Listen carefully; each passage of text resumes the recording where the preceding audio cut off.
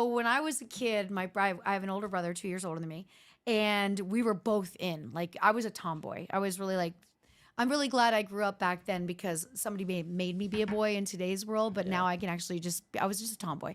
And so there was a library going out of business, and my mom and my grandfather went over. They had thrown away the card catalog system. So my grandfather and my mom together built it in our garage. So one side was for me, one side was for my brother. And the card catalog system from a library, you might be too young, but they held the cards of where you'd find the book, and they were the perfect size of trading cards if you took the stick out that held those cards in. We had them organized, and we both had a different system, like, whether it was by team, and then I'd have like position, and then when our friends would come into the garage, it was like, yo, this shit this is real. You cannot look in here until you tell me what you're bringing me before I even offer you a card from my card catalog system.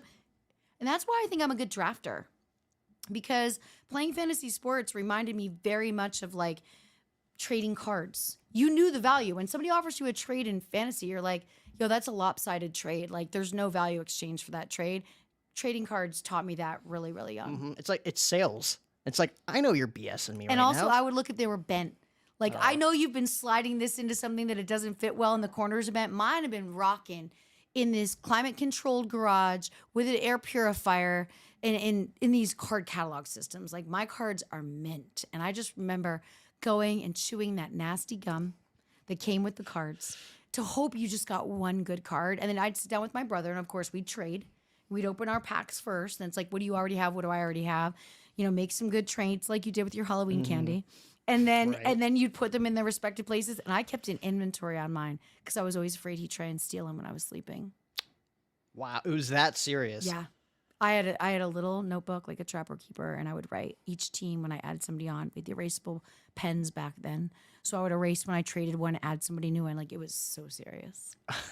I remember, like, growing up, that's all it was just like, all right, set up the table. What are you bringing to the table, I'd leave sometimes just like, oh, like, honey, what's wrong? Like, Kevin called me names. He's like, he's trying to give me this shit card. There's no value to it. Oh, dude, my dad made me cry for that Rod Barros, and we actually had to trade back. That's how lopsided it was. Like, a signed card. Both of our dads were like, "Oh my god, you did that to him? No, you got to give him Reggie back." It was that bad. Amazing. But you know what? That kept me really focused. And when I went on the road, like, sports kept me having fun on the road. I would always plan my future bookings, what game I was going to go to when I was in the city. It would give me a lot more conversation with the guys that I was meeting at the club. It would bring me into the city in a different way. And I think it's what kept me from, the lifestyle, drinking, doing heavy drugs. Because I was always like, if I make it home from this club at 2, I can watch the replay of the Bulls game at 3 o'clock. And I knew I could, like, rush my shower, watch an NBA game from 3 to like 4:45, sleep a couple of hours. Then it was a new news cycle, and I would hear everything the next day. Kept me straight. It's effortless too. Like, you just love it. And in the 90s, players were not as afraid because there weren't cameras. So, like, players came into clubs. So if there was a game in town, you knew you were going to see pretty much every player from both teams come into the biggest strip club in the city. So you were going to, like, find out how late they were going to be out, like, know a little bit of backstory. Are they a drinker? Are they not? Like, to kind of, like, hedge your bet in your mind of who was going to win. I feel like the only guy you really knew went out and partied was Dennis Rodman. There were many before Rodman. I would like, you say, wouldn't know it just because of their but there were no phones. Yeah. And the clubs would never tell because they wanted that kind of business. It really wasn't until the Mike Tyson incident within the hotel room where it changed, where agents started telling players, like, you can't go to these clubs, you can't bring these girls back with you, you can't trust people. And that was like, and I can remember dancing around that time and telling the girls I was working with, like, our money just got shot. Because those are the guys that would spend thousands of dollars. Now it's only rappers that do that. But before it was athletes. And they'd come in, they'd have their Super Bowl ring on. You want to wear it for a little while? Of course I do.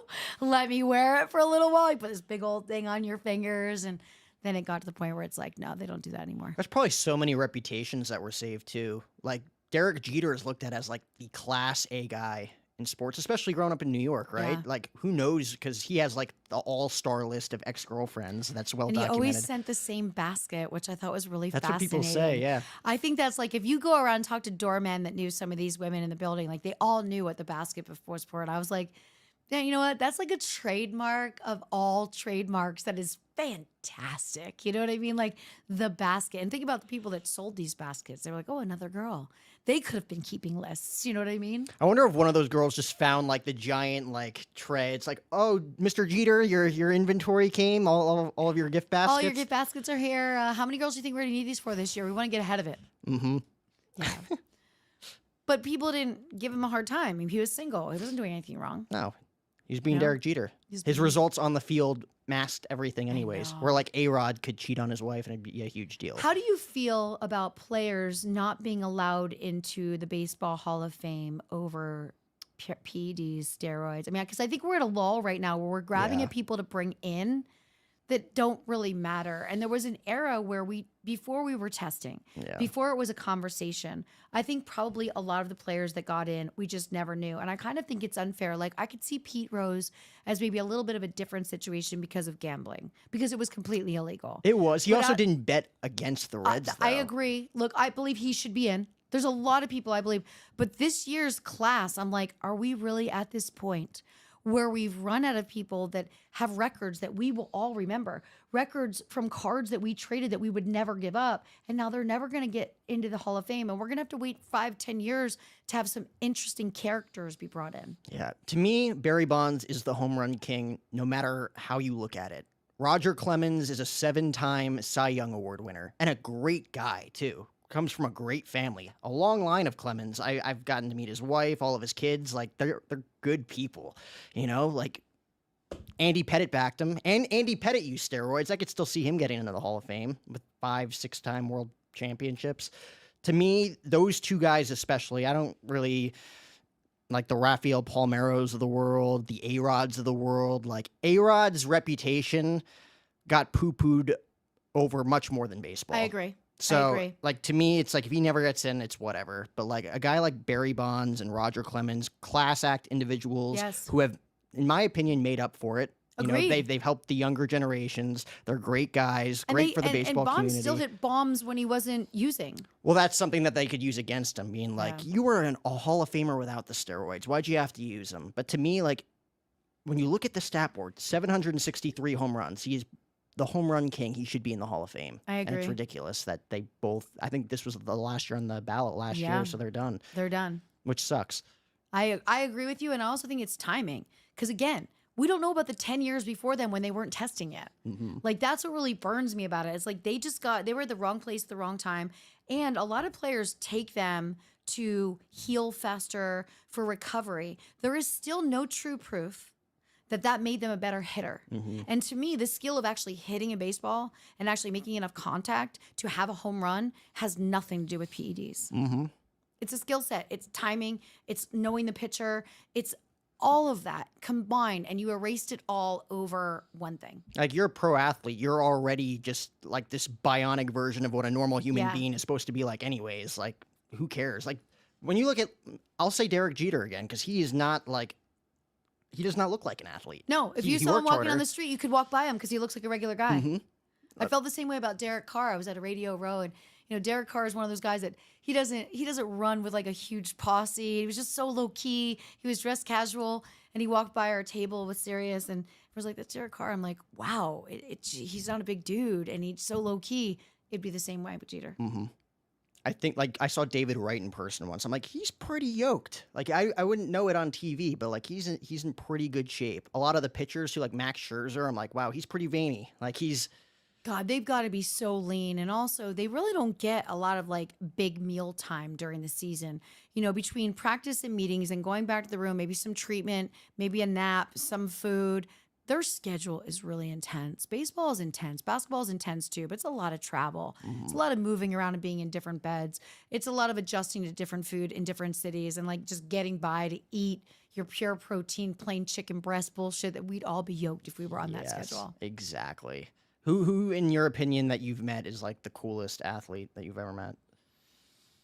Oh, man. I mean, I think Barkley is just so cool. He's just funny. He's charismatic. And the fact that, I don't know if you saw when he was on McAfee and he talked about the fact that he won't be on social media. He's like, being rich and successful is like being the prom queen. all the ugly Every day, bitches yeah. hate you. Like when he said that, I was like, oh my God, I love him even more. He's fantastic. Michael Irvin was just with us here at FSGA Winter Conference in Vegas last month, promoting the Stunt app, which I think is it's really cool. It's like an OnlyFans for sports people. Yep. And what's great about it is people are gonna be able to sell their content, whether it's rankings, articles, what have you. I think it's really gonna take off. I think it's very cool. So he's always been incredibly nice. Yeah, that's a tough question because I go through my Rolodex of how many people I've met, and I just think I'm so fortunate to know so many people, and everybody's been really cool to me.